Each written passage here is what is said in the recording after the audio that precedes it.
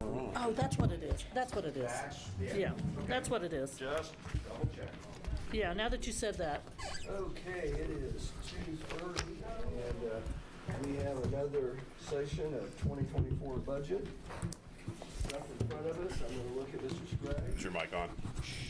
It was. Okay. It's 2:30, where we have another session of budget session for 2024. And I'm going to look at City Manager Mike Scraggs, see if he has any remarks before we turn it over to Debbie. My comments are going to be similar to last week. We've put in a lot of staff time and effort on this. With respect to the CIP, I think you're going to see a level of detail that we haven't been able to provide you in years past. I'm pretty pleased with that.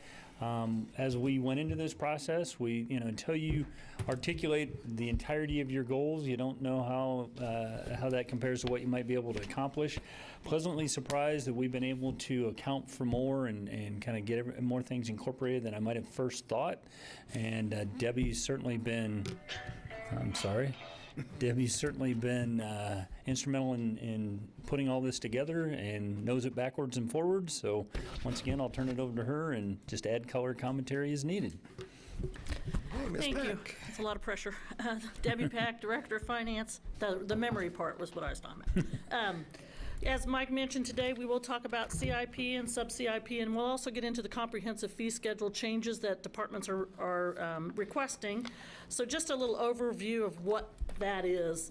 Our financial policies say that we'll establish a 5-year capital improvement program, which basically just gives us 5 years out into projects that are coming up, just so we're planning for those things. There's some definitions about what that means and how that affects what we're doing and why we're doing those things in our policies, but that's just a general overview of the policy that we do have in place. So typically what we do each year is the departments, as they have projects come up, they will provide those to finance and say, okay, we're going to be ready to do this, maybe design next year and the construction the following year or something like that. Typically, we don't get out very far. But as Mike said, as we're trying to get through this planning and then get this process in place, a better feel for what's coming up, the departments are giving us a better idea of what those things are. So in this first section, you'll see the CIP is very sparse. It's this year, next year, and not a lot beyond that. But as we get into the actual CIP portion that has some of the other capital improvements and capital purchasing, you'll see a lot more detail in there. And I will give kudos to the departments because it's not easy to know, and I know they're working on that. Like, for example, Public Works is working on not only a street maintenance plan, but then they have to turn around and do a sidewalk replacement plan and a street replacement plan. And those are all different pieces. So they've worked through some of that. They're still working through some of that. So we'll see some of that add on as we go through the process. But while we're giving out kudos, I was remiss in not recognizing Sean Hennessy. This was a task that I tasked him with shortly after he arrived to get us from where we were to where we wanted to be. So don't want to overlook him. True. So the first slide on slide 3, this is the current projects that were requested by departments for 2024. Some of the things you'll see in here year after year are the hike bike trail that we've typically annually allocated $50,000 for.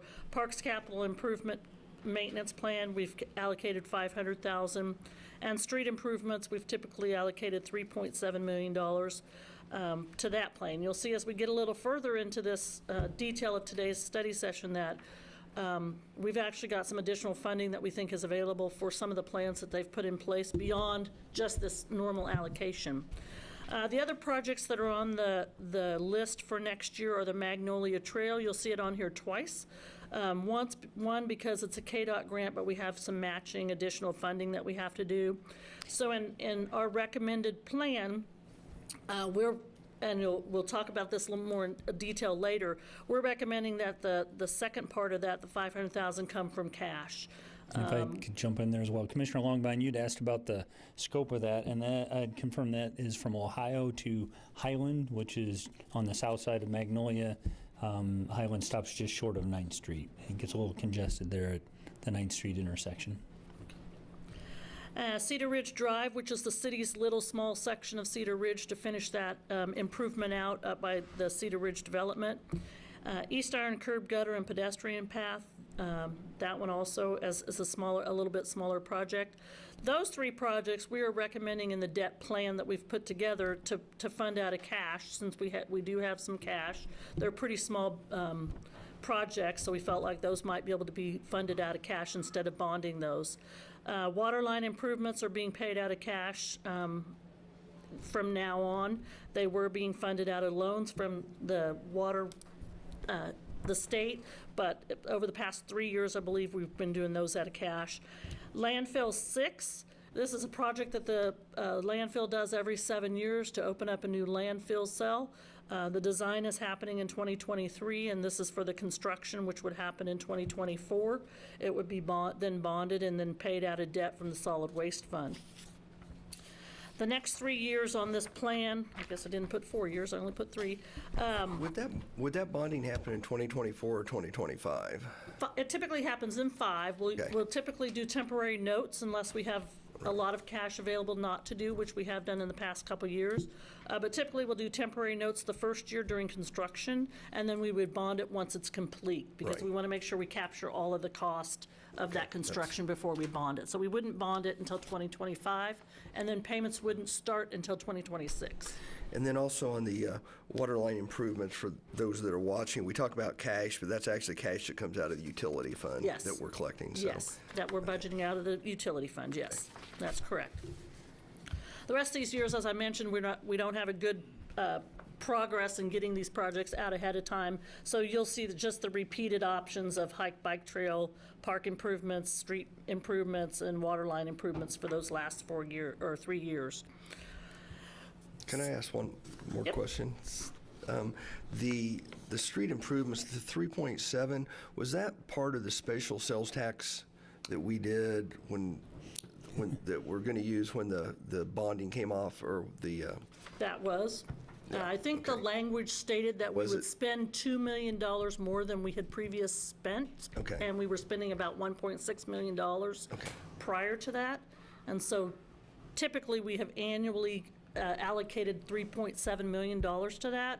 They also have funding from gas tax that gives them about $1.5 million to spend on street maintenance, as well as that federal fund exchange dollars that's been around $500,000 a year. Yeah. So in total, it's a lot more. It's about $5.7 million a year. Right, and the $2 million, yes, from the special sales tax that we did when we passed it for the river and all that. So I wanted to make sure everybody's aware of that. So that's correct. Thank you. That's correct.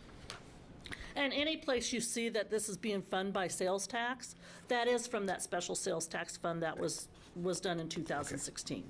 It's not from the city's normal.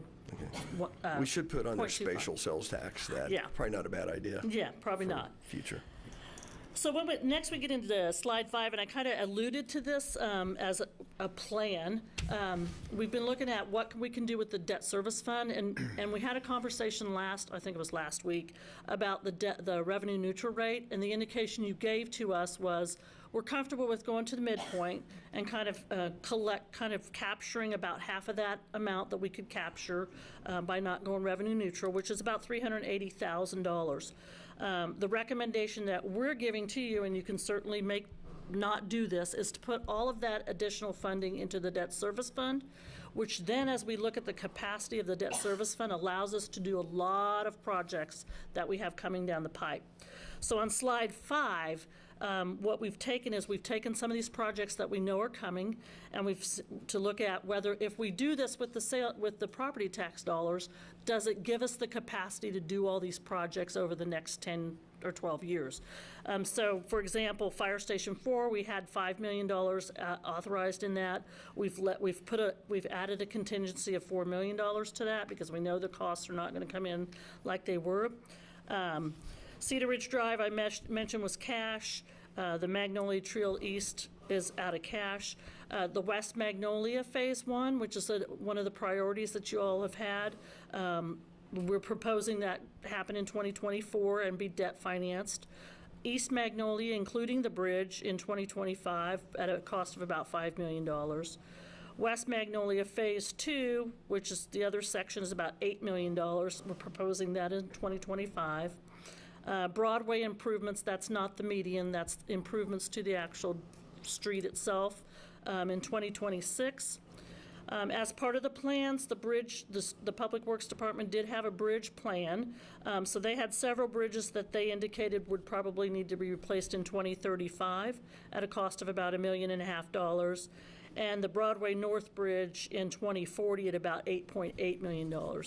So we took all of these projects into consideration when we looked at what our availability and what our capacity is in the debt service fund if we took that funding from that additional revenue neutral rate and put it into that fund. So on the next slide, you can see kind of where that is graphically. This first graph on the left-hand side, it looks really confusing, but it's really not. The red flat line is the $3.5 million that we would be getting from property tax for the debt service fund, and that's assuming we don't grow it at all. That's assuming we take what we have today in the 2023 tax levy, and we keep putting that exact amount in there in perpetuity. We don't grow that. So anything we would grow in the future could go to the general fund. If we take that, and you can see on the green line, that's what we would need to fund all of those projects that I had before. You see in a couple instances, it'll go over that revenue amount. In a couple, it'll go below. The dark red line is the fund balance. So you can see as we go over the revenue the expense exceeds the revenue, then that brings that fund balance down, but it never takes it to a negative. It always stays above kind of where our target fund is. And then the property tax available is kind of that difference between the revenue and what we would need if we didn't do anything else. So it's kind of confusing, but it kind of gives you a graphic of what that looks like if we did this plan that I showed you before with all of those projects. So it shows it's very possible. Doesn't mean things won't change, because we know that happens. And the other graph on this one is kind of just an annual allocation of what we believe is available to debt finance in each of these years, given the same project plan. So in 2024, you can see that amount's about $12 million. 2025, it's about $13 million. And these are all, the ones that have the asterisks were already identified. So then what we could do is we could look at what's available when other projects come up. So basically what we're saying in 24, 25, 26, we have projects kind of selected, and this is, we've utilized that capacity. Once we get to 27, 28, 29, 30, out in those years that don't have any asterisks, that's funding that's capacity that's available for projects that we have not yet identified. So if we have a street project that comes up, or a expansion or something like that we have to do, those funds would be available based on this model. I'll stop there because that's a lot to digest, and see if you have any questions. Can you go to that last, The one with the project list? well, no, the very last one on the bottom of page 6. The one Okay, that's- with the orange lines? Yeah. So that one just shows how many dollars that we would finance. So we would finance $12 million in that year, or for the projects from that year. They wouldn't be financed that particular year. That would be the year the project happened. That's what's available if we have that revenue coming in with the revenue neutral rate addition into that fund. Okay, and why is it, so that's our capacity to create the debt? Yes. And is that not as high in 26 just because we don't have a forecast for? Because we don't, well, we're debt financing those bigger ones ahead of time, and to get that revenue neutral, that revenue not to overlap, we have debt we haven't paid off. Right. So we still have some debt that we're paying off, so that number isn't as high. You could shift those amounts out years. To bring them in years would cause some timing issues as you get through above that, in that one above. But that basically says we have projects identified, so we could finance all of those in that particular year. But since we're proposing to finance so much in those first 2 years, those next 10 years or so are very small, because we've used a lot of that revenue to pay those first 2 years. So that puts a limit on what can be easily. absorbed? We over are those trying to 10 years? transition to paying cash for more things, and so that list that we provided on the previous slide is our best estimate of what we can see on the horizon of upcoming sizable projects. We're trying to get those addressed, and then we still have some remaining capacity after that, and then we'll have to be prepared to pay cash or make adjustments if additional projects come along. But as we've tried to identify bridge repair and replacement, we're trying to put those schedules together so it's not responding to surprises as much as planned and scheduled work. So God forbid the Broadway Bridge, something happened, it has to be done in 29. What's our capacity to, does this say it can't come from this debt service fund, it has to come from someplace else? Only if we choose not to levy taxes to pay for it. Okay. That's assuming we never put another additional tax dollar into that revenue source. We could always we could leave the levy as the same, shift from the general fund to the debt service fund. We could You can shift from sales tax. That's what I was shift gonna from say. You sales can- tax to yeah. pay for part of that. Any of those things, we could shift a little bit, because as we talked about, I think last week, what actually pays for general obligation bonds is much more than just property tax. It's motor vehicle tax, it's delinquent tax, it's now transient guest tax, it's sales tax to some extent for the projects that you've deemed for that. So there's a lot more going in there than just property tax. This is just based on property tax. Okay. And this is based on what we've already bonded, what we're looking to bond, and not increasing anything, so. Correct. Yeah, so. Correct. And your identified projects that have priority. I mean, the one thing that Debbie touched on is this now incorporates East and West Magnolia coming out of the strategic planning conversation, and it also has a sizable placeholder in there for Broadway improvements. So we're trying to anticipate the high priority items that are coming. And when we look at East Magnolia, we're addressing that bridge. Yes. And that's, which is obviously, to me, one of our most important projects Right. that we need to address from a standpoint of vehicle count, plus the fact that it doesn't have a walking bike trail. These are preliminary cost numbers. Once we approve this, then we'll get started on design and more refined cost estimating and phasing, but trying to put placeholders in there so that we can proceed as you've directed. And if we find that some of these have gone up substantially over what we're anticipating, I guess we may have to move something out or Right. something as we get into.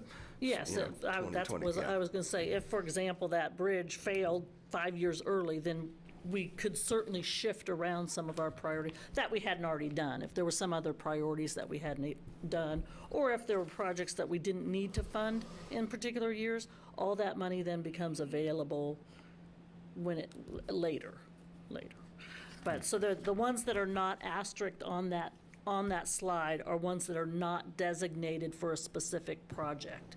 So any of that funding that happens, for example, in 2030, that $4 million would be available if something came up or something like that.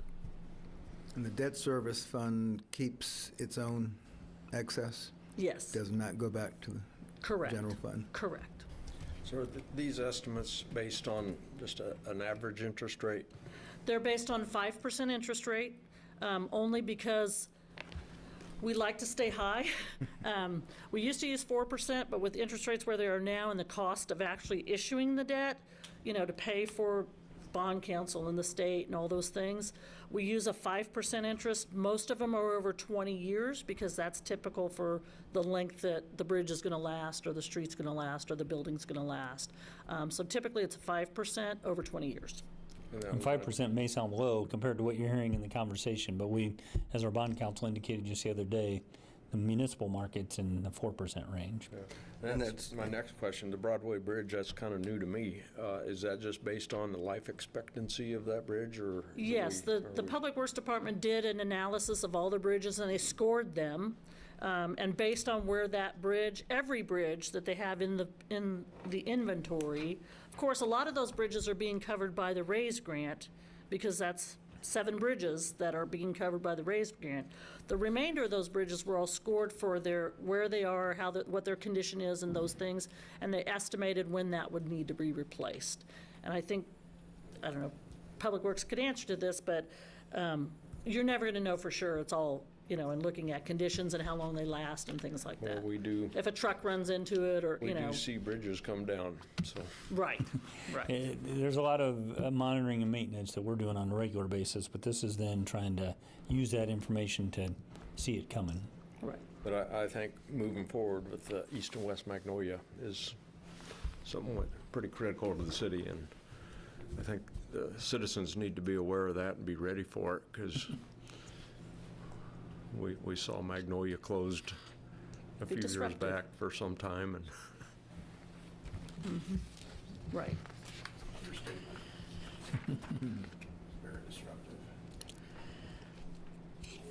Any other questions on that?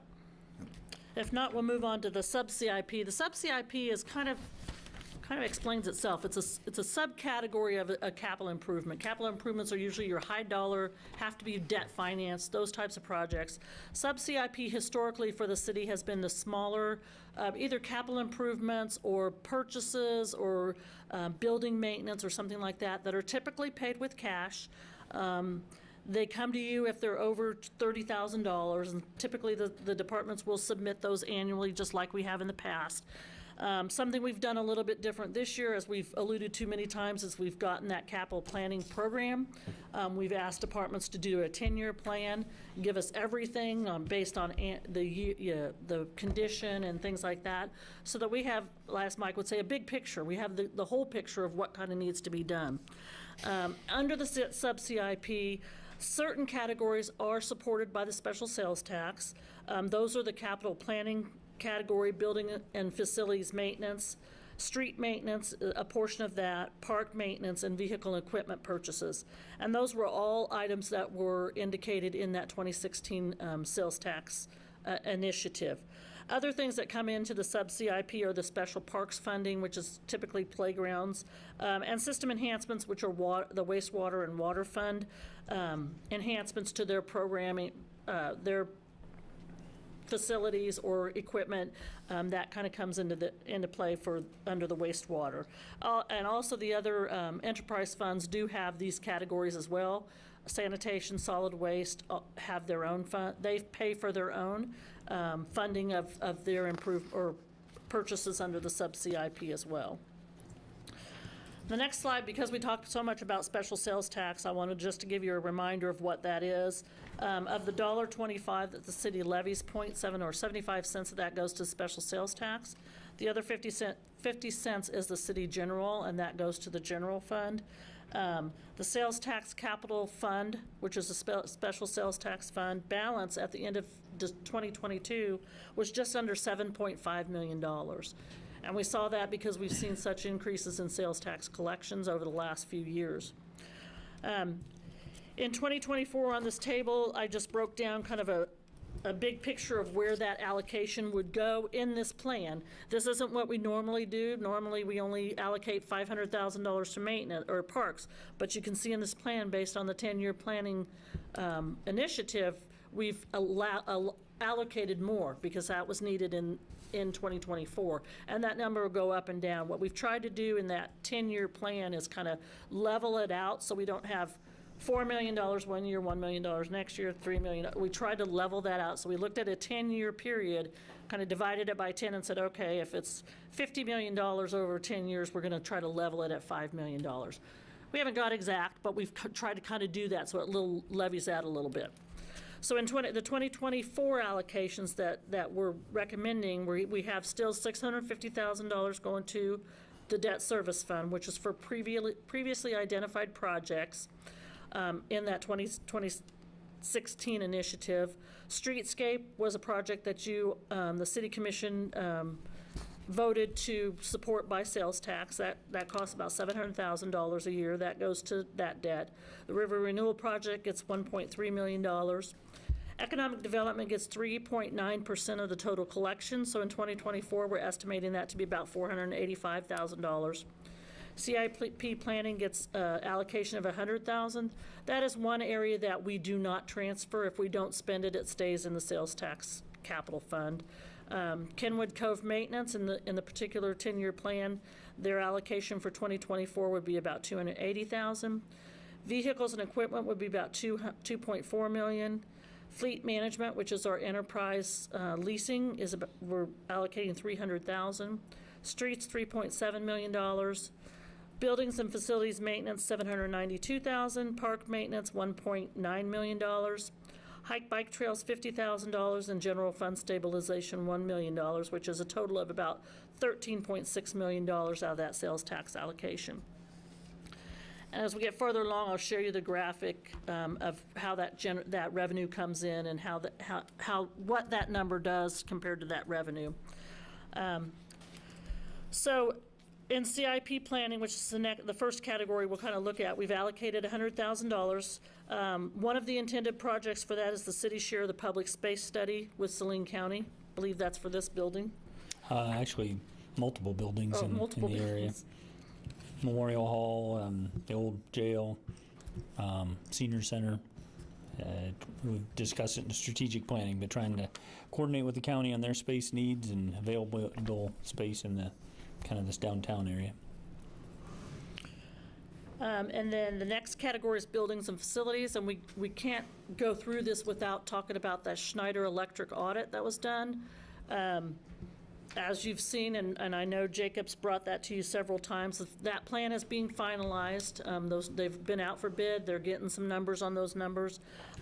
Some of the items that we've included in this 10-year plan will probably be included in that plan. We didn't take them out because we didn't want to miss something, but some of these numbers may be in that Schneider plan. Financing's been going to be determined. However, what Schneider has basically told us is we will guarantee you savings on your electricity, and the anticipation is that the savings on those utilities will pay for whatever that financing plan is. So if we lease finance it, then the intent is that the savings that we would not have in the general fund or all of those other funds would pay for that. So we're not budgeting an additional amount to pay for that because it's something that's already budgeted as a utility payment. So as those details become more clear, that may actually take some of the things that we've considered expenses in our planning and fund it by this mechanism instead. But we're just not quite there yet to be able to know the final details of that.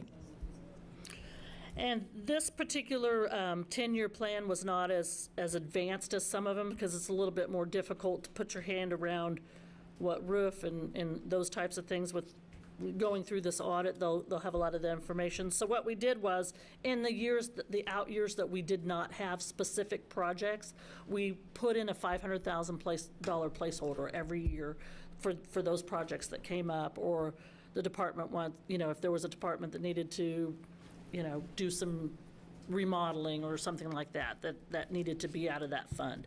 So we put a placeholder in there for that. As you can see by that plan, the capital improvement plan, the first year, 2024, is $792,000 for those projects. Those were projects all submitted by different departments. And then 2025, which was most of those were submitted by buildings and facilities supervisors, so that he probably has a handle on what those are. Some TPEC projects in there, about $1.3 million. 2026, about $368,000, and then beyond that, we allocated that $500,000. There's a couple little projects out there, but we made that allocation about $500,000 as we went out. Like I said, there's some things on here that we believe might come out because of the Schneider programming, and that funding would just stay in that fund then for other projects. So do we have a timeline on receiving the final audit from Schneider? It should be sometime in the next 2 months. So by the third quarter. Yes. Okay. I had a question on here. Fire station number 4 rehab. We were just talking about that. I had to refresh my memory. Okay. Is that would to be repurpose the building? Yes. Yes. Yes. To repurpose it for whatever it deemed appropriate after the new building was, which obviously then isn't going to happen in 2024, because the new fire station wouldn't be built that soon. So that one would be moved out, but that is an allocation to repurpose that building. Okay. So for this fund, this particular fund, and as you remember, we created new funds for these a couple of years ago so that the funding could be set aside and utilized for that the purpose intended if they didn't spend it all.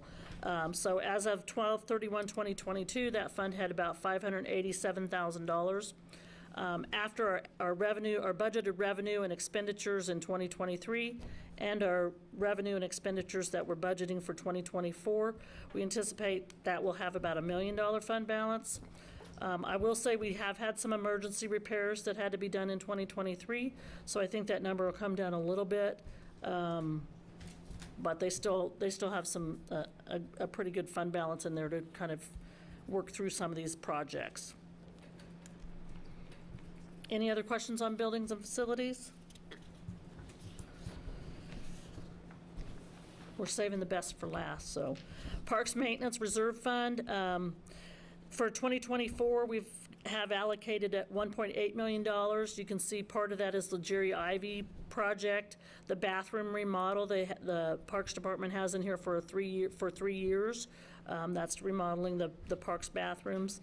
And then they've got 3 years basically of about $1.5 million, and then we've got the allocation of $500,000 for the remainder years, just to make sure that we're keeping those allocations in there until we can get those projects and that maintenance plan in place.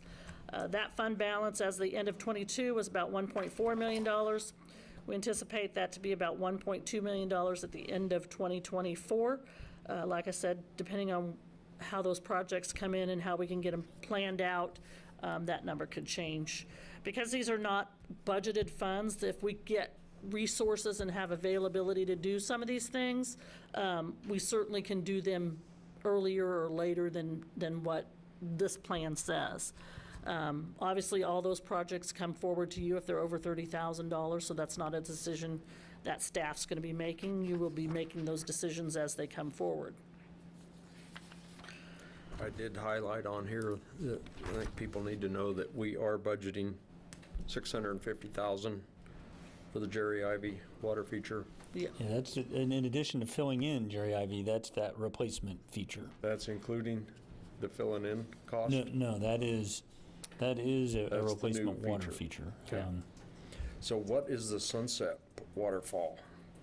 It's repairs and maintenance to the existing waterfall and concrete path that runs to the pond kind of in the northeast corner of the park.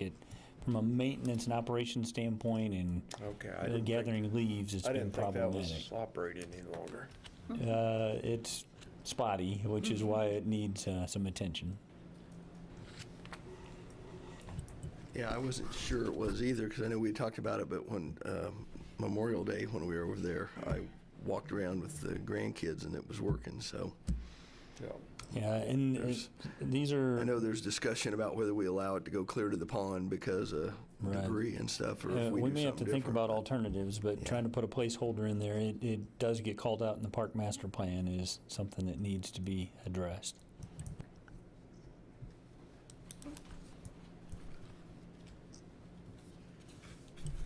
Any other questions on the parks? On the parks bathroom remodel, will that be something like they did at Bill Burke on that? Yeah, and Yeah, that's continuation of those dedicated then- staff, just continuing to work on bathroom remodels. I know that one's been well received by the community. I think I told Mr. Hammond this the other day, and I heard a lot of positives, and it was primarily from the females that were much impressed with the improvement that was made. So. Yeah, I think that approach is working. We're getting our legs under us in terms of building our skill set, and we're just going to prioritize bathrooms and keep working on them until they're done.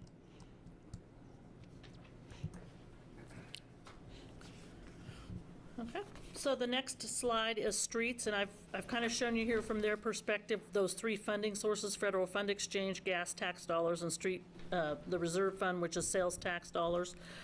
There's nothing really specific in this. There's a couple of projects, Broadway medians, but most of this is their annual maintenance that they do, their chip seal, their mill and inlay, sidewalks, and those types of things. So basically, we've just laid out year over year what those annual, how they budget each of those annual sections of street maintenance. So in this, you won't find replacements and things like that. That's why you'll see those on like the debt service fund or some other funding source. This is just strictly maintenance, mainly maintenance of streets. That fund balance, the gas tax fund, had a fund balance about $1.9 million at the end of 2022. With what we've budgeted for 2023 and 2024, we expect that fund balance to be about $680,000 at the end of 2024. Intentionally spending that down so that we can get, because the target's fairly low compared to what we have in there. The Street Maintenance Capital Reserve Fund had $577,000 at the end of 2022, and we would anticipate that would be the same because we're budgeting revenues and expenditures the same for that fund for the next 2 years, or for 23 and 24. The system enhancements for the water and wastewater fund, these are the projects that the Utilities Department has identified for 2024. They total about $1.9 million. This is repairs and replacements that they have on their schedule for need in 2024, given hopefully they'll have the resources to get them all done. They've indicated that that's kind of the approach they're taking, is don't put it on there if we can't get it done. So hopefully that, that they can get some of these things done and get those off their list. So What is the Gold Water Tower? Gold Water Tower? Yeah, it's north of I-70. If you know where Grain Belt is, it's that water Got 8 tower. key acres and gold water towers. Yep. Yeah, I think they have a couple of the water towers in the 2023 budget, and then they're moving to the next set. One at Tower Field really needs to be painted. Yeah, I don't know where it's on the list. Yeah, well, to be honest, I haven't had a chance to talk to Martha about it, but if we're specking out water towers, I was going to ask her, should Do 'em we all. think about specking more and doing them all in one fell swoop? But Yeah. that's easy for me to say. I'm not the one that has to administer the contract. But the Gold Water Tower is on Gold Street, just north of I-70. Painted gold, The one by South High, painted gold. that's a good idea. Yeah. Yep. Yeah. The next section is vehicles and equipment, and as you can tell by the report, this is much more comprehensive. There's many, many more moving pieces in this. We have separated these just for your benefit and for our own. We've taken the golf course out of here just so that we can see kind of how much is being spent at the golf course. But it is funded through sales tax, so we combine that all when we look at the budget to see where those dollars need to come from and go to kind of cover those. So for the golf course itself, you can see it's high in 2024, and then it's high again out there about 5 years later or 3 years later because of the replacement of all the carts. And then it kind of levels out, about $2.3 million over the 10-year period. We didn't try to level this out at this level. We did it at the total level. So these we kind of left alone because they're pretty small numbers. And they have some specific life cycles to them that Yes. we're trying to account for. Yes. The next 4 or 5 slides are every other department's vehicles and equipment that are funded through sales tax. As you can see by the list, there's a vast array of what that includes, from mowers to salt spreaders, snow plows, tractors, whatever, radios. So anything that's a piece of equipment or a vehicle that the department would need to have to do their daily work is included in this list. Now, I will caveat with saying that we know somebody missed something somewhere, so we're going to have to be able to be a little fluid, but we also anticipate that some of these pricing will either come in or out of how we've estimated it. So we're just gonna, this is gonna be a work in progress as we go along, because we're gonna realize at some point that somebody forgot to add something. There's a lot of pieces here. Overall, the vehicles and equipment total for the 10-year period is about $17 million. So what we tried to do was kind of average that over to about $1.8 million for vehicles and equipment, so that we could have that kind of level out for funding from the funding side. So are there any questions on that one? I won't be able to answer them all, but somebody might that's in the room. And this is all, like I said, anticipated to come from sales tax, the sales tax capital fund. And here in a few slides, we'll show you how we've calculated that and how we think that's going to work. The next slide, as you've read through the vehicles and equipment slides, you've probably, hopefully said, where are all the fire equipment? Where's all the fire apparatus? The fire department came to us with a plan early on in the budget discussion to lease finance the fire apparatus, which allowed us to pull them out of that pool of all the other vehicles and treat them kind of individually and find funding for them outside of the other vehicles and equipment. So the schedule on slide 22 is directly from their proposal of that capital lease program, which would finance the repurchase of all of their vehicle, all of their apparatus. Ambulances, as you know, are separated. They're paid, we buy them and the county reimburses for them. So they're not on this list, but any of their major apparatus is on their list. And then they also have some equipment that's on the vehicle list that is not a piece of apparatus. So like SCBAs and things like that, that would actually be on the vehicles and equipment list.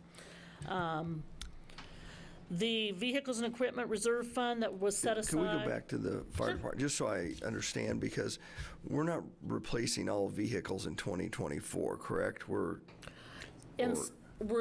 would be replacing the list that has numbers next to them in that list. So there's Okay. 1, 2, 3, 4, 5, 6, 7 pieces of apparatus. If we moved forward with this plan, that would get replaced in 2024. Okay. And as we looked at as the fire department brought those forward, and we looked at the years of service and the age of them, that's kind of what was compelling to me to be that aggressive. And I think that was part of a prior study session presentation, but I don't know that we have the ages of the equipment in this particular presentation. So, yeah. So is this all the equipment they have? So I guess, or is there? This would be between these initial Not purchases. counting ambulances, this would be all the fire, okay. Yep. I don't know why I was Apparatus. I was expecting more than that, so I was thinking there was some being left out that were past 2033 Well, to be the rescue truck replaced. is out there a few years, and then they're at the bottom of the list. Those engines are 3 and recently 23. purchased and Okay. accounting for their life cycle out in the future. It does not account for any additional apparatus. Right. So if we would need that in the future. And if we did, we'd do the same thing, we'd do the same lease Yep. option, okay. Would this equipment be kept in inventory? I'm sorry? Would this equipment be kept in? It would be our equipment. we're not leasing the equipment, we're lease financing the equipment. So Right. it's like a loan, And, like a car loan as opposed to debt, like a bond. So what it does is it levels everything out. You don't have this $1 million purchase and Right. nothing, and then $1 million purchase. It just kind of keeps it on Yeah, and the keeps your benefit keeps your is- budget.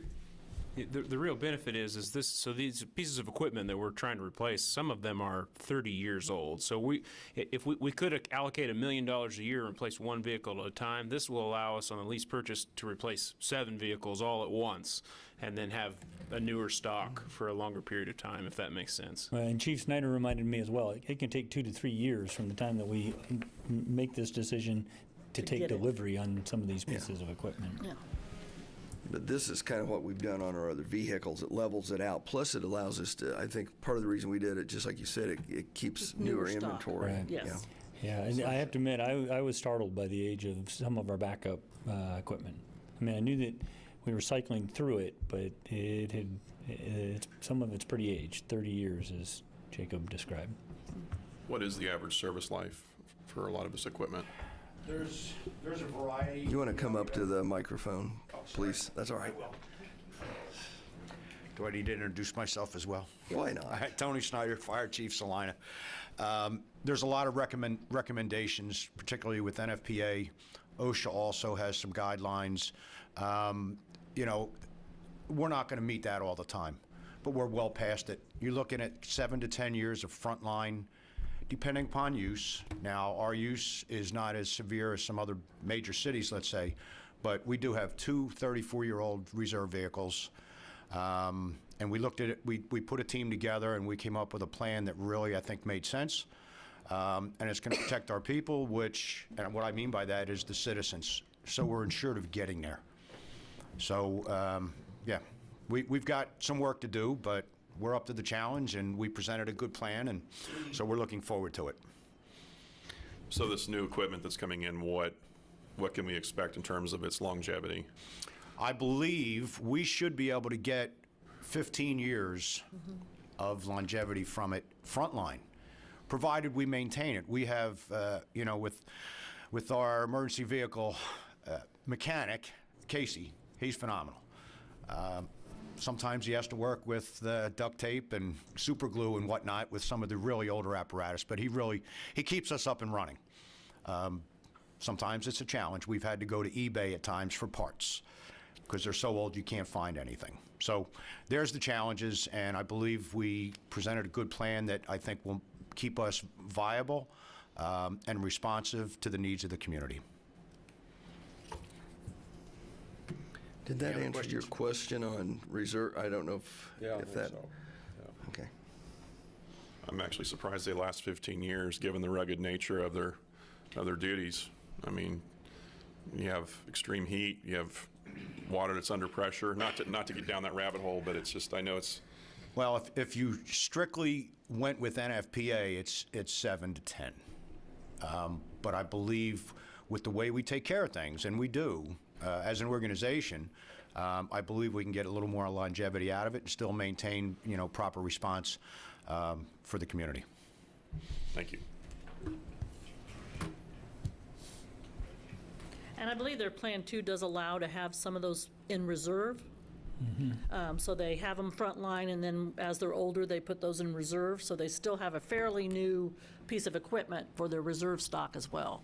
Yeah, and when you look at there's engines and quints at the bottom of the list that are on one cycle, and then this brings on new engines and quints. So basically, we're in a rotation, but we're not waiting 30 years for those backup pieces of equipment.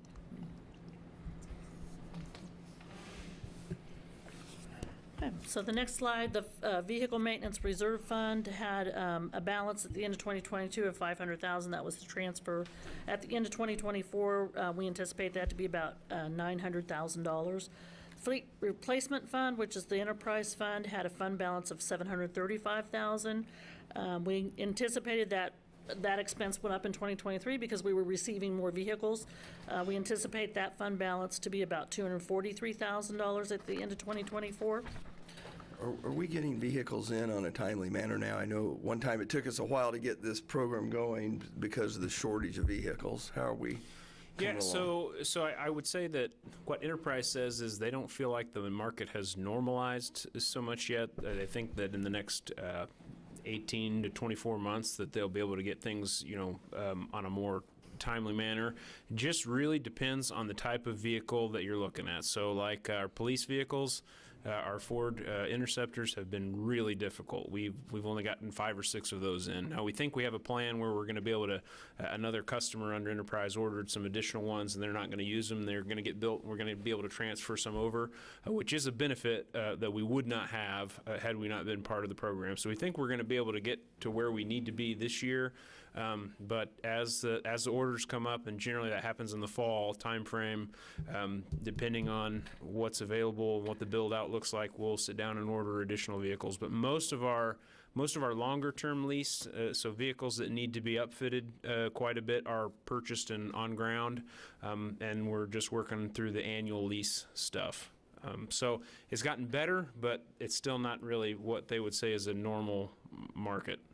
But as I watch conversations in city management circles about their challenges as they're trying to figure this out on their own, I am convinced that we may not be on schedule, but I think Enterprise is as our advocates, got us in a much better position than if we were trying to go it on our own. Thank you. So slide 24 is a recap of that.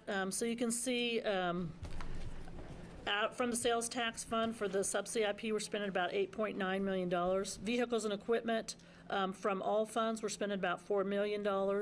For streets, we're budgeting about $5.9 million. Parks, about $1.9 million. Buildings and facilities, about $900,000, which is a lot more than we've ever done before. So I think that's a good sign. We're trying to utilize these funds that we've gotten in. So slide 25 is one of our favorites because it's got so much on it. But there's just a lot of moving pieces and a lot of things that the sales tax fund is supporting, the sales tax capital fund. The lines that I would say to look at would be 2023 line is the row, shows what we budgeted in 2023, and to the far right, the last column that has a box around it is the fund balance. So the blue highlighted amount, or the blue highlighted numbers on this particular spreadsheet are actual numbers. So that's what's actually happened. Those are numbers we can count on. So the end of 2022, this fund had $7.67 million in fund balance. If the spending and the revenue comes in as we anticipate for 2023, we would imagine that fund balance to be about $5.4 million. I will note that we have lowered our estimate, our projection for sales tax to an increase. We were at about 7% when we talked to you a few weeks ago. We lowered that to about 4.8% increase over 2022.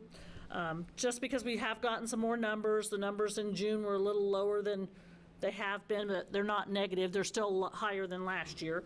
So we're still increasing in our revenue, but we just wanted to kind of adapt to that. The row for 2024 is what we have budgeted, and as you can see, the columns that are highlighted in the kind of rose color, those are numbers coming straight from the CIP planning, that 10-year planning project. So whereas we would normally have allocated $150,000 to Kenwood Cove, in 2024 we're allocating $280,000 to Kenwood Cove. For vehicles and equipment, we allocated $975,000 last year. In 2024, we're allocating $2.8 million. If I read that wrong, it's because this print's so little, sorry. But you can see we're trying to utilize the funding that we have available and trying to meet the need of the plan. So even with doing that, we anticipate our fund balance to be about $3.7 million after that spending. In the last two columns, we've added this fire plan.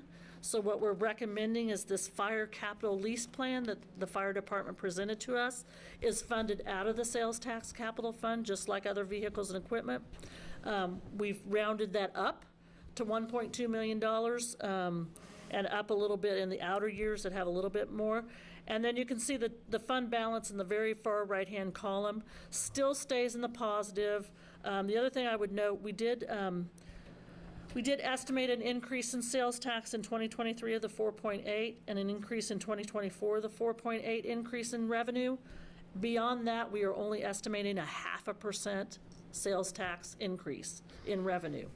Very conservative, but we don't know what's going to happen, so we felt like we could be the most conservative we could possibly be. Where was the 6% that we talked about a few weeks ago? Is that what we're now? Yeah, our last conversation was 6%. When we saw the June numbers come in, they were a little lower. The rate of increase was less. It's still an increase, but not at the same rate. So just kind of taking that into account, we dialed it back a little bit. Yeah. I'm trying to go back through my thought process, over the last few weeks when we were looking at a 6% increase when we were doing our budgeting process. Do we need to go back and review that? We certainly have. can. I'm sorry. You mean for the rest of the budget? Yes. Yes. Go ahead, Debbie. We Okay. have. As we recognize that growth was not going as quickly as we projected, because of course, we projected those numbers based on what we had collected to date. So when we got the new numbers, we did another projection and saw that it was not as strong as we thought it might be. We've adjusted the sales tax capital fund by that amount. We've also adjusted our budget projection on the general fund. Those are the two funds Right. that get sales tax. And we haven't seen that yet. You We'll haven't see seen that. that Right. yet. Okay. We may get to some of that yet today or next week, but not to jump too far ahead, but we still remain balanced and Okay, that was in my the positives. question. Okay, thank you. Yeah, we did take that into consideration. So as you can see from these numbers and in this kind of plan, even putting all of those numbers in here with a pretty low anticipation of growth in the sales tax capital or the sales tax revenue, we believe that the fund balance will support the 10-year CIP plan as we've presented it. Now, the only other thing I will mention is the sales tax does sunset, this 0.75 in 2036, so that's as far as we've gone out with those numbers, just to make sure that we're not assuming things that aren't going to happen in the future. Well, I commend you for not expecting that sales tax to continue to grow like it had, because we've seen a few phenomenal years of spending. Right, and it's scary. You know, it's scary to have that big growth and then not know what's going to happen or why it's going to happen. So to be conservative, we would rather do that than not. We can get more money, that's okay. We don't want to overspend what we're going to get, though. Any other questions on the CIP, sub-CIP before we move into comprehensive fees? Okay.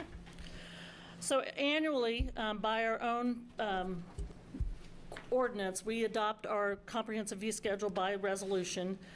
Typically, we'll present this to you. Departments will present recommendations to us. Typically, they fall within the inflation rate of, somewhere between 3% and 5%. The current inflation rate for the past 12 months, according to this model, was about 3.7%. You can see it was very high for a while. It is coming down. Some departments we don't do these fees with. Some of the municipal court fees and things like that are statutorily set. Parks fees are set by the Parks Department's own rules and regulations for most of their recreational fees.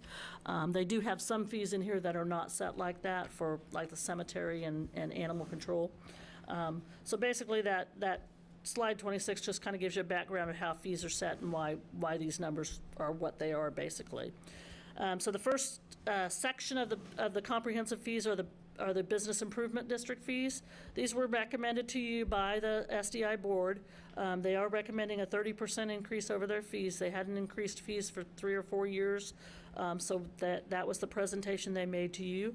That is something that you'll make a decision on when we come back for their section of issues and options, and for this particular comprehensive fee schedule, whether you agree with that or not.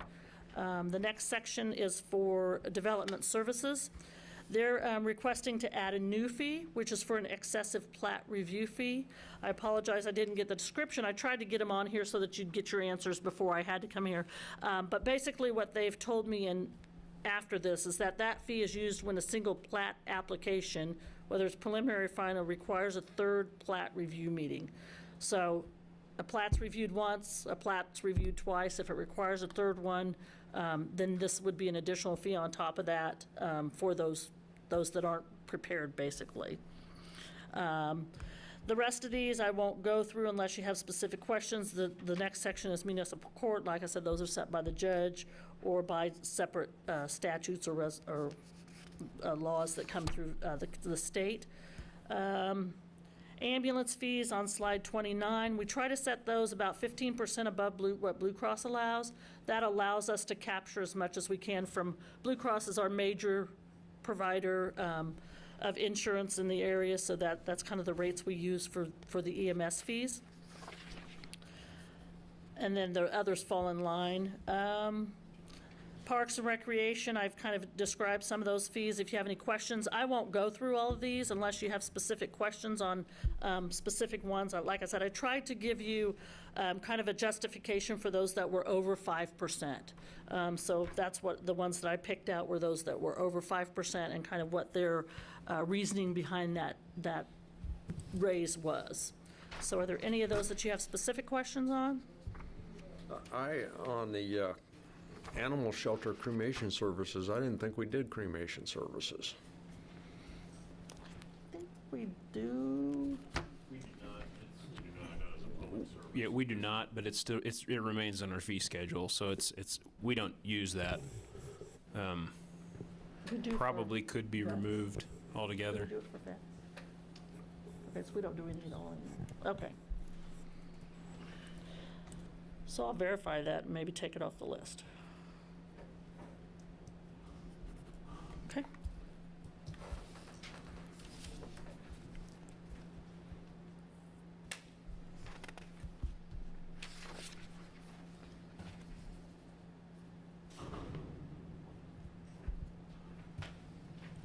I had another question. Okay. I don't know if you're moving on here.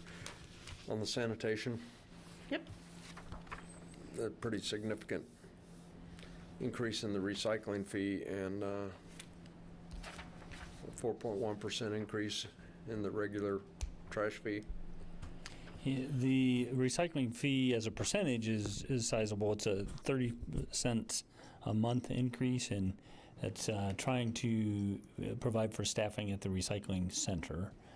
So the sanitation fee as a percentage is able to operate, the entire operations doesn't need much of an increase. Yeah, but here's the- what I have an issue with on the sanitation curb and alley service.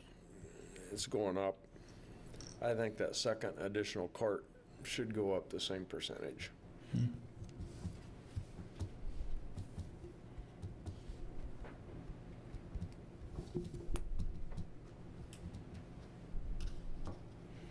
We can certainly factor that in if there's consensus.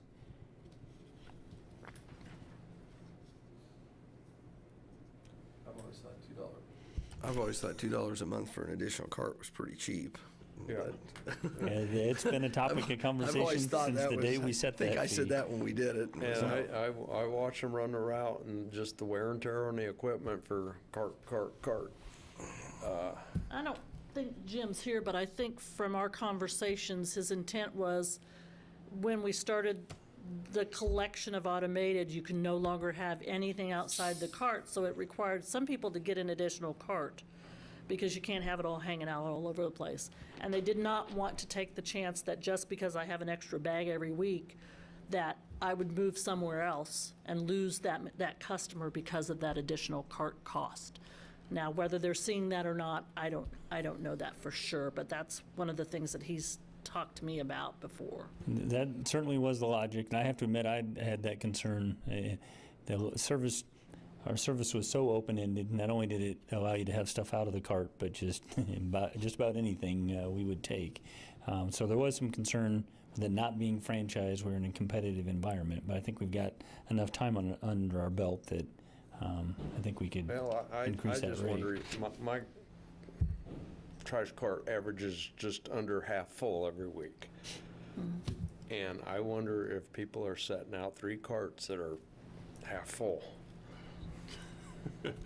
I fit in that category, depending on yard waste. Yeah. I have 3 carts. I'm just looking at efficiency, and I think that $2 is, like Mayor Halping said. I will that's add this bargain. thought to the conversation.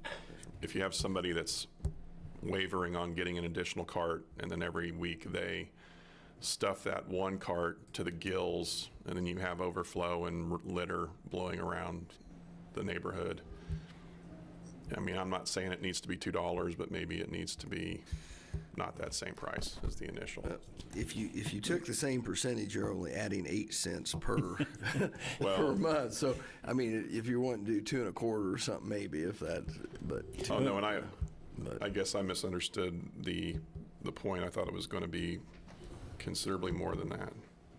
Well, if you would like, staff can certainly take it under advisement to assess you- kind of our is there a way competitive we could- Statistics on position. how many we've yeah, that's what I was going lost, to say. how Is there many a we've way had. we can find out how many residences have 2 and 3 carts? Yeah, we can do a little bit of analysis in terms of whether we've seen anything since we implemented, how many have additional carts, and then come back to you with a recommendation of an increase that we don't think would jeopardize our competitive position. I think the other devil's advocate side to that approach was if you have too much cart capacity, you're less inclined, some people would be less inclined to recycle the stuff that we don't want in the landfill. because they have this big cart, just throw it in. If you know your space is limited, then that big cardboard box doesn't go in there because it takes up too much space. That's a good point. I think we ought to sit down and talk to your sanitation drivers and see, you know, they see on camera how everything happens. And With your permission, we certainly can take it up as staff and come back to you with more detail and a recommendation. Although I would suggest if you're going to raise the price, I mean, raise it. I mean, to bump it 10 cents would be, I don't See, know. and I had It wouldn't send a message $5 anywhere. per cart in my head for some, like, as a reasonable fee. I wasn't thinking about the percentage of the initial fee. I mean, I think without a doubt it needs to go up. It's just, Right, well, the big point was to keep trash from spilling over. yeah. Because no one, drivers aren't going to get out and throw stuff in.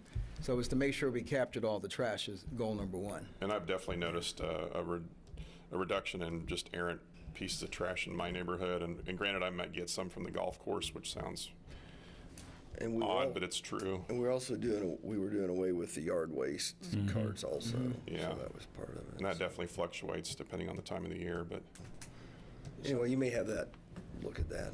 Yeah, I guess back to my point, I'm just curious to know if people are setting out 3 carts that are half full and looking at the efficiency, you know, because well, it's. yeah, you're going to set it out because you're paying for the service, and who wants trash just sitting around for an extra week? Yeah, but could you fill 1 can to the brim versus To 2 be cans efficient, half full? yeah. And then the truck only has to pick up 1 of those 2 cans. I got But- a stick or a shovel if I need be. Right. Hey, I'm afraid we're getting to a level of human nature that we're not going to be able to retrain based Well, on pricing. And yeah, and you're talking to a guy that I have a number of commercial dumpsters I pay for, and that's a hot mess in a multitude of ways. But I don't know. I mean, I think until we start offering some kind of recycling service that's curbside, some of that discussion is a moot point. But that's just my opinion on it, because I look at yard waste as 1 cart because that smells to high heaven and it doesn't get used for anything else. And then I have a cardboard box bin, is all the Amazon boxes that show up in my front door, and then regular trash in the other bin. But maybe that's a little bit of an OCD thing, I don't know. You'd make a great recycler. Do we know what the other service in town charges for a second cart? I don't know off the top of my head. We've looked at that as staff has discussed it in the past. and That would be a good question to answer. Yeah, I'm not so sure that the other services even are required to be in a cart. Part of our transition when we went to all this was, hey, it used to be no Automated, questions asked. Whatever you set out at the curb, we pretty much hauled away. And that was the competitive disadvantage that we were concerned about. But I think we do have enough time now that we could kind of assess our market position and take a look at how many people are paying for multiple carts and come back with some recommendations. Yep. We can do that.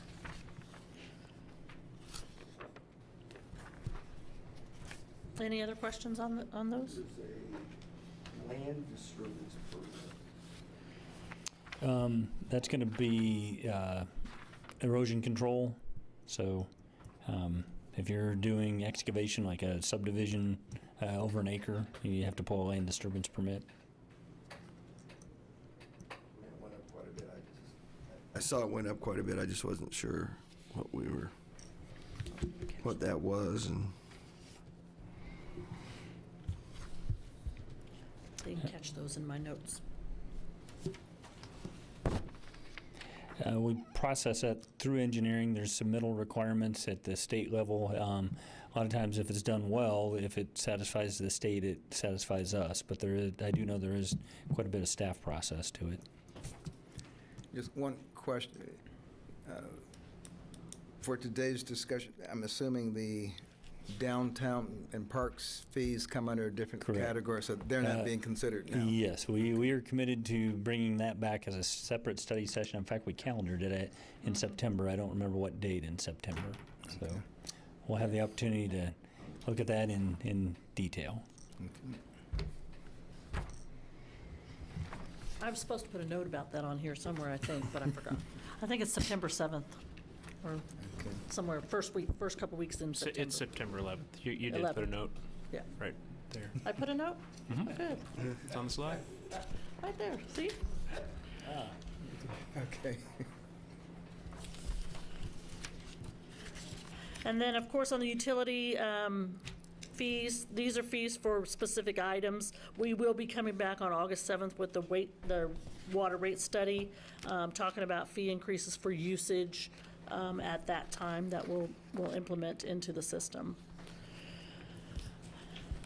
So if there's no other questions on fees, those will come back to you, and we'll get some of that information together for you. We'll bring back issues and options, which is typically your final decision for us on revenue neutral rate, pay plan, all the outside agencies. We'll be talking about the health fund next week because there's been so much discussion. We're going to talk about that at our next week's study session. We'll bring a little bit more final draft of information to you next week. We also have the water rate study to bring forward to you. We have 20 minutes. Do we think we have time? Yeah, to you can look? try it. Okay. So I came prepared in case we had enough time to get ahead of next week's report, so.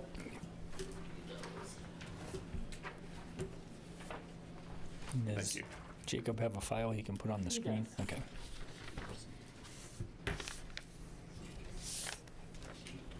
So we've talked about issues and options, but if we could get through a couple of these, this will enable us to kind of get this final consensus that we can get that kind of more final draft budget for you. So the two that we're going to talk about today are just the pay plan and just the revenue neutral rate, so that we can kind of get those put into the budget as kind of final numbers.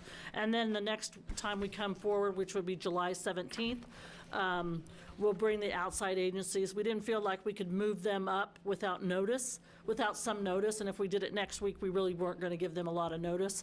So we noticed them today that we would be talking about their support on the 17th of July. So for pay plan, as the recommendation from the staff was 4% COLA, 3% merit. On slide 4, we kind of showed you what that cost was to each of the total cost and what the increase over the current cost was.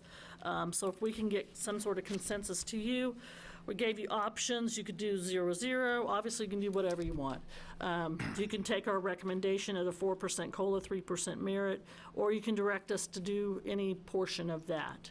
And then we would build that into the final budget numbers.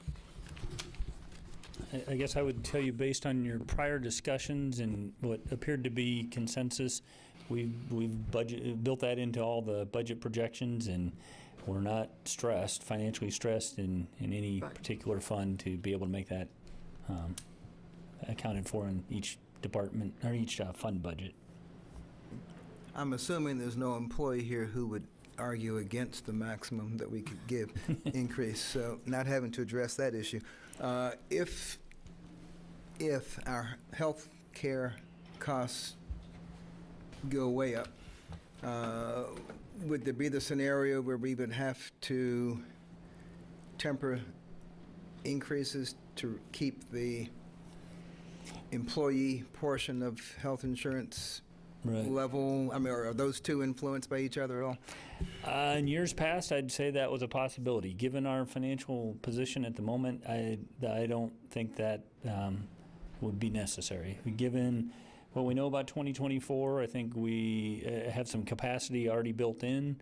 We've got reserve capacity. We'd have the opportunity to kind of adapt rather than have it be such a financial strain that we'd have to readjust the budget. And even if we did, I think there's other categories we'd take it out of long before wages. Okay. Well, I think if we want to remain competitive and retain employees, we better go with the 4% and 3%. I'd agree with that. Okay, here. So everybody agrees to option number 2? Okay. So then the next one was property tax. We talked about the revenue neutral rate last week, and what those differences were. We showed that if we stayed at the current mill levy, we'd gain about $777,000. If we went midpoint, which still lowers the mill rate for the citizen, we would still gain about $388,000, and that's kind of the direction that you had been giving us, so that's kind of what the assumptions we've been taking.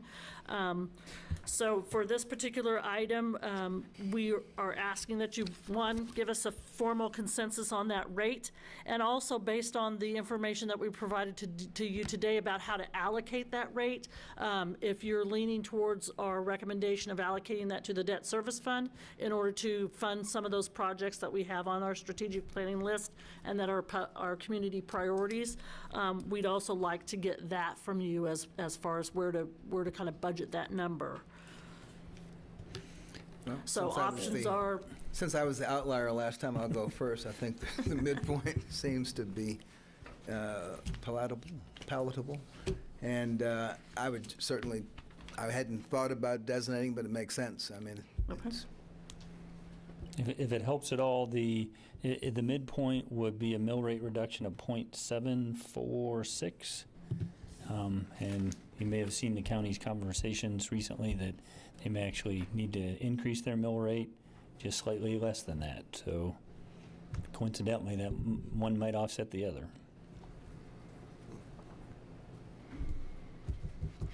I think the midpoint was kind of a consensus between a couple commissioners and Yeah, kind of a I had leaned toward compromise. the .8 that you had gave us an option, but I kind of come to terms with the midpoint. okay. So we have consensus on the midpoint. What about the option of allocating that directly to sales or debt service? sounds like we may get the most long-range bang for the buck doing it that way. Is it, we couldn't allocate it to that fund mid-year. It would have to be, It has to be levied at, like that at the beginning, okay, yes. yeah. Yeah. Now, we Yeah. can change it next year. Right. You can always go back and readjust that next year, but for this particular year, it would be, that $388,000 would go to the debt but does service that fund. then kind of influence the next year's decision if the, because you've Once already- you choose to fund those projects, You then gotta you've pay Once we make the debt committed commitment, yourself. we're Right, you gonna gotta need pay the for it, revenue to right. make the payment. Yes, yes. But if you recall, when we reviewed the strategic plan and the items that you had consensus around, the two big ticket remaining items that weren't in the budget planning to this point were the Magnolia projects. This is a real effective way to get those on your budget and on your timeline. Well, those items we're gonna have to pay for some way. Right. You know, I mean, don't think that money's gonna fall out of the sky. So I think it's a plan that at least it's been thought through, and I guess hopefully everything else falls into place and it works, so. I agree. It's not like we're just collecting money to spend at will. Put it in a pot. I agree. Based on the information at hand, it's the most prudent course. Okay. The last thing we wanted to bring up today was as we've been looking through this budget with some of the information that you've given us to date, we've come up with some other projects that either were missed as we went through the budget process or have been identified since then. So we wanted to make sure you were aware of those, that these are things that we're recommending we put in the budget. $50,000 for the paperless packet upgrade.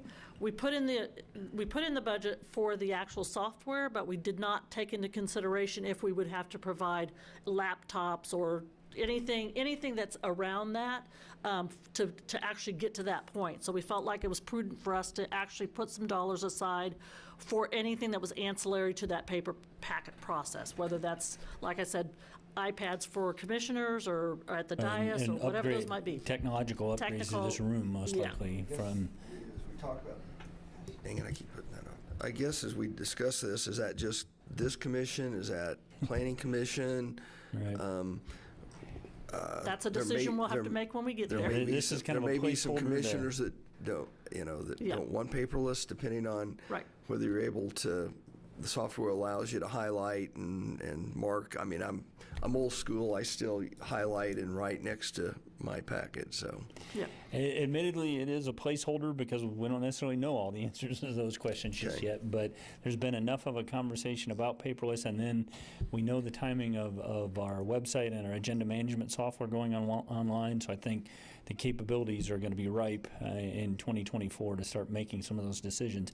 I think what little conversations we've had, one of the first things we have to decide is, are we providing technology to you individually, or are we providing technology at the dais? And then I do think there's an opportunity for some, audio-visual upgrades in this room. We've not approached the county, knowing how tight their budget was. Just kind of put this number in our budget as a placeholder, and we can kind of work through the rest. None of that would get spent without putting a plan back together and coming back to you and having details for you. Well, I've thought about this quite a bit, and I've felt that I agree with Mayor Hoppick. I kind of like to have, but I think if we just printed the blue sheets and the other 300 pages were digital, that would be an improvement. But $50,000, has there been any kind of estimate on the cost improvement, the payback on that? That's a one-time fee, I'm guessing. We haven't CPI'd it. I don't know if Scott's here to that level. There's obviously some paper. Scott's here and he's shaking his head, so I'm not, no. Scott's also the CT guy, so he's got to come up with the budget and the plan for this. Greenbelt project, Scott. But it is, from an efficiency, from resources, and from just kind of a way of the world approach, I think, honestly, we're behind the times. We are. Compared to Well, other and it's not organizations. just cost of paper, staff time to assemble these things has got to be, And we're physically Right. delivering them It's as the well. staff time and the Yep. ink. Yeah. right. Yeah, I'm optimistic that with the agenda management software, there's efficiencies to be gained through that whole preparation process. But we'll certainly have the capability to tackle this differently going I must forward. admit, the times I'm out of town when the packet comes, I do look at it on the tablet. And the kids taught me how to highlight stuff and do it. So it's some of these, it's actually easier to do it on the tablet. And if I have a specific question I want to ask, though, I have to write that out, or when I get back, I find the paper, and so I remember to ask it. But there are ways to highlight and notate on And the- Commissioner Hay on the county commission has this tablet that I think Jacob has one as well. That- You can write them. Right on. Yeah. Yeah. I know, yeah. So So there's- those are all options. we But haven't we just figured out wanted the to make sure we technology, had but that set there's something to be aside had. and we're A transparent about tablet that. is not large enough for me. Me either. Well, I'm assuming you can zoom in. I mean, that's one thing I do miss. I do most of my, business life is digital for the most part, and there's times I find myself here wanting to pull things closer. Yep, They do make glasses. I just, not yet. So some of the other items, just so we can get through this, we had some new positions that we had proposed. What we hadn't done is put in the cost of those positions from another perspective, so office space, vehicles, things like that. So we just put a placeholder. We didn't put it in each individual department because we really don't, they're all gonna be different. We put a placeholder in for that for $100,000. The maintenance on both the Motorola, which is the radio system, the county radio system, and the Novatime payroll system were not included, so we added some dollars for that. New services for alcohol pre-sentencing services and contributions to behavioral health court were added recently to municipal court for $100,000. Additional downtown landscaping, either services or supplies, $75,000. And just a placeholder for $150,000 for build improvements that are not included in the project at this time, for a total of $571,000.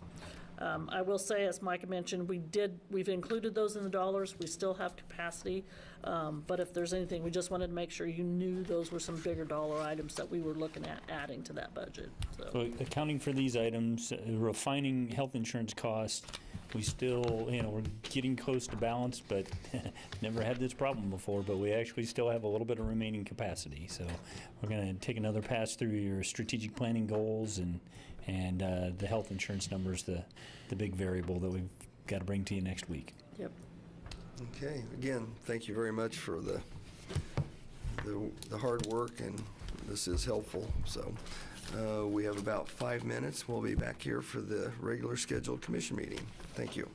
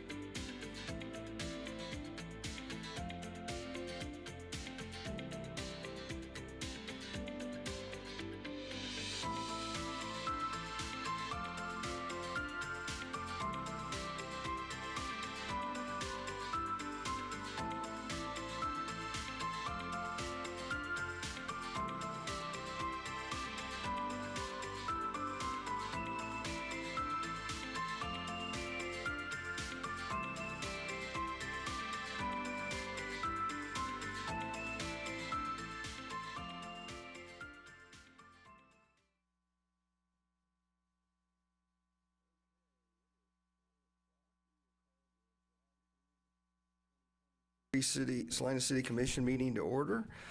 First, I would look at staff for confirmation that the Kansas Open Meeting Act required notice has been properly provided. Yes. Thank you. With that, we will have roll call. Mayor Hoppick. Here. Commissioner Davis. Here. Commissioner Linkowitz. Here. Commissioner Longbine. Here. Commissioner Ryan. Okay, will those who are able please stand for the Pledge of Allegiance and a moment of silence. I pledge allegiance to the flag of the United States of America and to the republic for which it stands, one nation, under God, indivisible, with liberty and justice for all.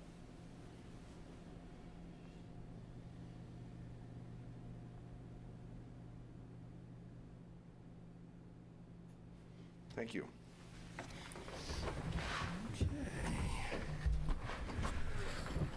There are no awards or proclamations at this time. That will lead us to the consent agenda. Item 5.1, approve the minutes of the meeting of June 26, 2023. Do we have any additions, deletions, or changes to be made to the minutes? If not, I would accept a motion to approve. I move we approve the consent agenda. I'll second that. We have a motion and a second to approve consent agenda item 5.1. All in favor? Aye. Opposed? That passes 4-0. That will lead us to administration. Item 6.1, approve ordinance number 23-11158 on second reading, approving the Feast on the Fae as a special event and authorizing the consumption of alcoholic liquor within the boundaries of barricaded public areas at such event. Okay, ordinance number 23-11158 was passed on first reading on June 26, 2023. Since that time, no comments have been received. Do we have any questions or comments from the commission at this time? Nope. Is there any questions or comments from the public? If not, I will bring it back to the commission for a motion. Mr. Mayor. Mayor, go ahead. I move approval on second reading of ordinance number 23-11158. I'll second that. We have a motion and a second to approve ordinance number 23-11158 on second reading. We will have a roll call, please. Commissioner Davis. Aye. Commissioner Linkowitz. Aye. Commissioner Longbine. Aye. Mayor Hoppick. Aye. That item passes 4-0. That will lead us to item 6.2. Item 6.2, approve ordinance number 23-11159 on second reading, approving the Santa Fe Showdown as a special event and authorizing the consumption of alcoholic liquor within the boundaries of barricaded public areas at such event. Okay, ordinance number 23-11159 was passed on first reading on June 26, 2023. Since that time, no comments have been received. Any questions or comments from the commissioners? Just one comment, just sheer dumb luck. I just happen to have met folks at unplanned events in the last week who are associated with this, and they're all real nice folks. I'll probably show up myself. So it's it sounds like it's well organized. Okay, with that, are there any other questions or comments from the public? If not, I will bring it back to the commission for action. Mr. Mayor, I move for the approval of ordinance number 23-11159 on second reading. Second. We have a motion and a second to approve ordinance number 23-11159 on second reading. May we have a roll call, please? Commissioner Davis. Aye. Commissioner Linkowitz. Aye. Commissioner Longbine. Aye. Mayor Hoppick. Aye. That item passes 4-0. That will lead us to item 6.3. Item 6.3, authorize the purchase and installation of 2 replacement vertical platform lifts with hydraulic drives for the arena at Tony's Pizza Event Center from B&K Access Systems in the amount of $82,120. Mr. Hammond. Hello, Mayor Hoppick and Commissioners. Jeff Hammond, Parks and Recreation Director. The requirements of the American with Disabilities Act requires wheelchair access and seating for all areas of assembly. This includes Tony's Pizza Event Center. The upper fixed seating of the event center has available 4,909 seats, which would require 36 additional spaces for handicap seating according to the Americans with Disability Act. As designed, Tony's Pizza Event Center has 56 additional handicap spaces on that upper level. For your consideration today is a replacement of 2 existing units that convey attendees from the entrance on the arena floor to those upper floors, and conversely allows attendees that are to leave their seat and to access the lower floor to exit the arena. The existing chairlift elevators are in need of replacement due to age, increasing maintenance, and one of the units is non-operational. The south chairlift unit was installed in November of 1997.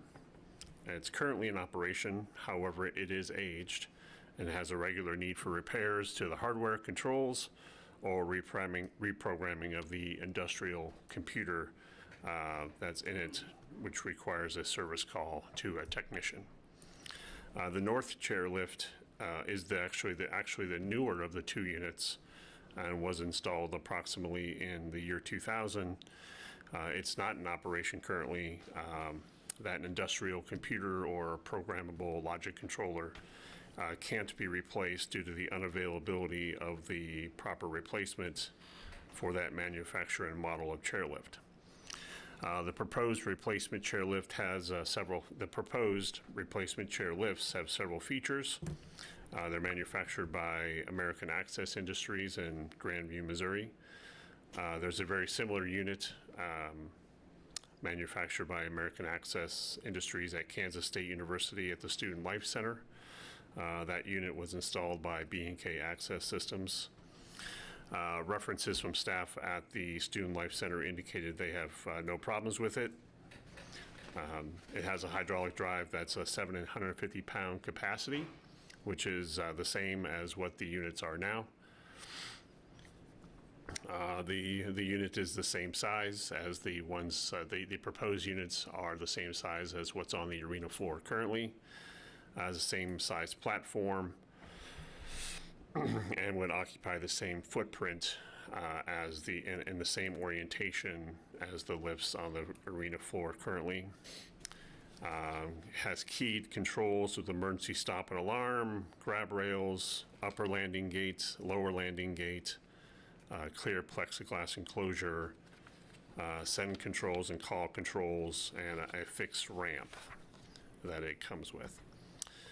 The 2023 sub-CIP for building and facilities has an approved project for removing and replacing the units at Tony's Pizza Event Center with a funding amount of $62,000. However, with price increases and inflation that have affected many industries, the pricing for these units has increased as well. Additionally, the Kansas Elevator Safety Act was enacted by the state of Kansas legislature in 2022, which requires inspections and permits for elevators at an added cost.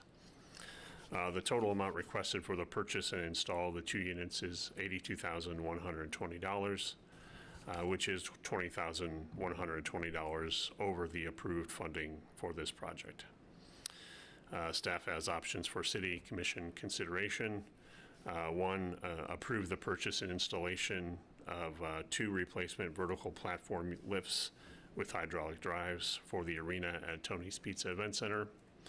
Option 2, approve the purchase and installation of 2 replacement vertical platform lifts and hydraulic drives for the arena with amendments as the City Commission deems appropriate. And option 3, postpone consideration of the purchase and installation of 2 replacement vertical platform lifts and the hydraulic drives for the arena and provide staff direction. And option 4, vote to deny the purchase and installation of the 2 replacement vertical platform lifts with hydraulic drives for the arena. Staff recommends option number 1. I will be available. I'll stand for any questions that you might have regarding this topic. Start to my right. No questions. I'm guessing they're gonna start with the inoperable lift, so we still have Correct. one. That makes In total operation. sense, yes. Yeah. And I guess I haven't really looked at them that much. Can a person operate them themselves, or does it need assistance? No, it's designed for self-service. I wrote it myself. The one that is operational, I feel confident in it. It's still working to 1997. However, like I said, they've had several repairs that had to be done over the course of the last So year. people that are in a chair, they're probably pretty familiar with. Yeah, the controls are at a level where someone would be in a wheelchair. Yeah. And the controls and the call button on the outside, whether it be on the top or the bottom, are at a height appropriate for someone in a wheelchair. So they're relatively easy to operate. And I read in the packet, it has a 3-year warranty. Is that going to be parts and labor, or just? That's a good question. I believe that's from American Access Systems. It'd be a 3-year warranty Yeah, from the there's a manufacturer. 3-year on part of it, 3-year on drivetrain, and 2-year on components, including batteries, but I don't believe it mentioned whether that would. That's probably from the manufacturer. Yeah. That is good. We do have a local provider doing it. So. Yes.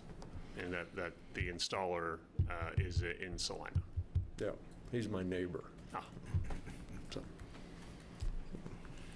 Commissioner Davis? I don't think we have an option about if we're going to replace them. And price is good. Let's get it done. And my question is, were they repairable at all, the one that's inoperable? It's called a programmable logic controller. It's an industrial computer.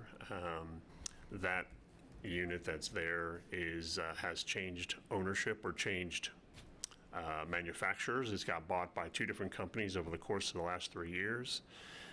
They did search for a replacement model to try to replace that programmable logic controller without any success, and that was through the vendor that we're looking at proposed to purchase the new ones from.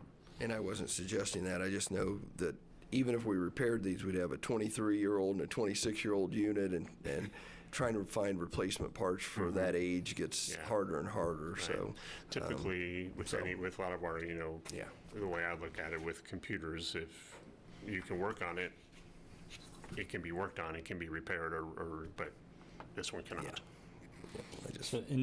Mr. Hammond touched on it, but this is over the budgeted amount, and in the staff report, it gives you a breakdown of the fund balance that's available, so that overage would be spending down that fund balance. For those that may not have had the benefit of the staff report, I just want to get that on record. Okay, any questions or comments from the public? Okay, if not, I will bring it back to the commission for action.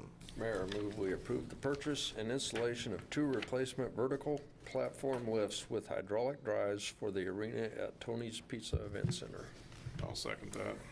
We have a motion, a second, to approve the purchase and installation of 2 replacement vertical platform lifts with hydraulic drives for the arena for Tony's Pizza Event Center. All those in favor? Aye. Aye. Opposed?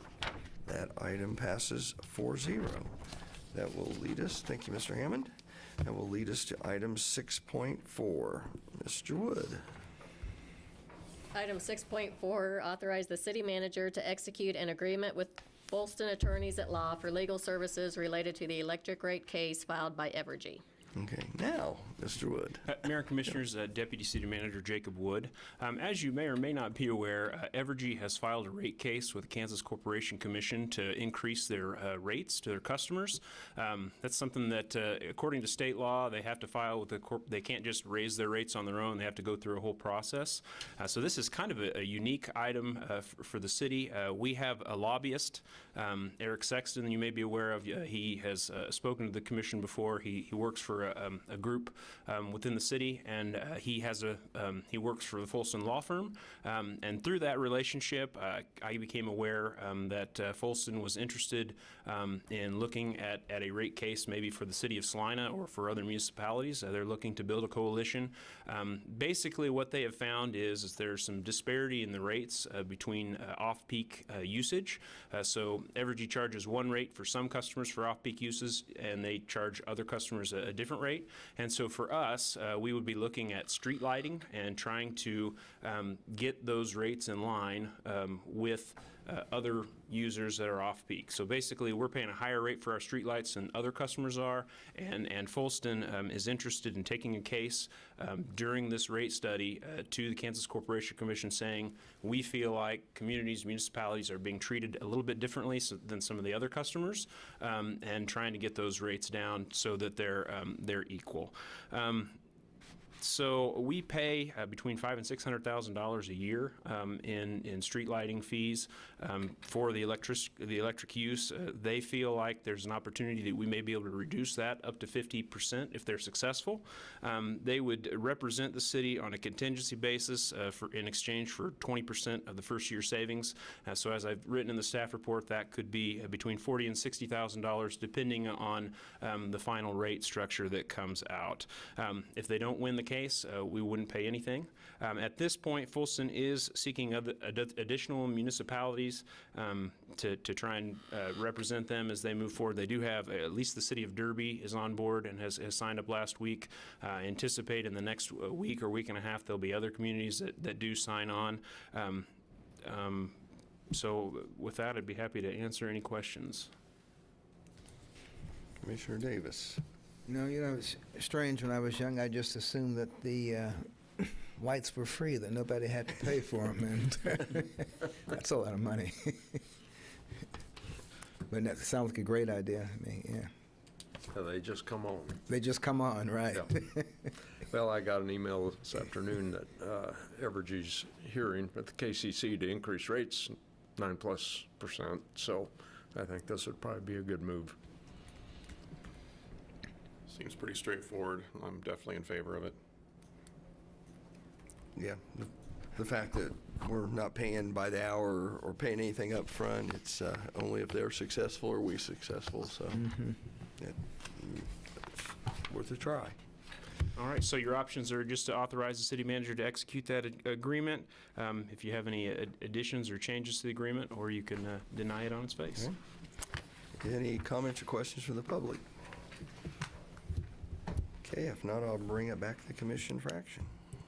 Mayor, move to authorize the city manager to execute an agreement with Folston Attorneys at Law for legal services related to the electric rate case filed by Evergy. Second.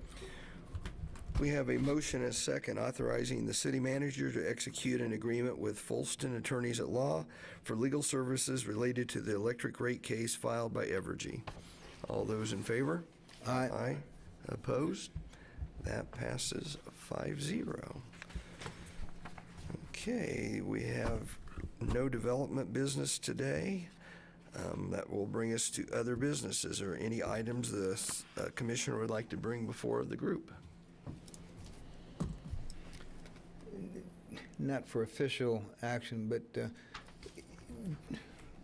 does our fireworks ordinance, for lack of a better term, place limits on decibel noise or type?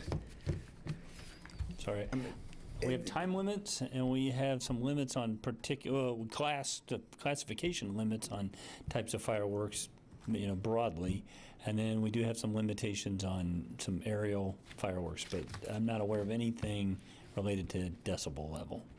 I think every friend I have who owns a nervous dog has called me in the last 48 hours. And so I know that it's supposed to come down in the yard where it goes up from. And we have the time limits, but I don't know if there's a decibel or vibration. Yeah, I don't know whether fireworks even provide that information, and then as enthusiasts set off multiples or modify their fireworks, or depending on where you set it off between buildings, all that can factor into how loud it sounds. I'm just not sure how we would regulate that. Despite our parameters, it always feels like a free-for-all every year. And I guess it is what it is. I have earplugs. Afraid some That is one approach. animals don't, yeah, so. Okay. I'd any- like to wish everyone a a happy Independence Day tomorrow and invite everyone to come out to the play day in the park at Oakdale Park from 11 to 2. That was on my agenda, so I'm glad you mentioned that. So, no, That's it. Oh, that's why I couldn't remember where it was, but Yep. thank you, Oakdale, yeah. 11 to 2. Okay. Okay, anyone else? Okay, with that, that will bring us to Citizens Forum. This is an opportunity for anyone to come forward that may have an item they'd like to address the commission on. Please limit your comments to 3 minutes or less. So, anyone who has anything? Okay, if not, we will, with that, again, wish everybody a happy and safe 4th of July. With that, Move to adjourn. take a motion to adjourn. Second. Okay, all in favor? Aye. Aye. We will Aye. see everyone next week. Thank you.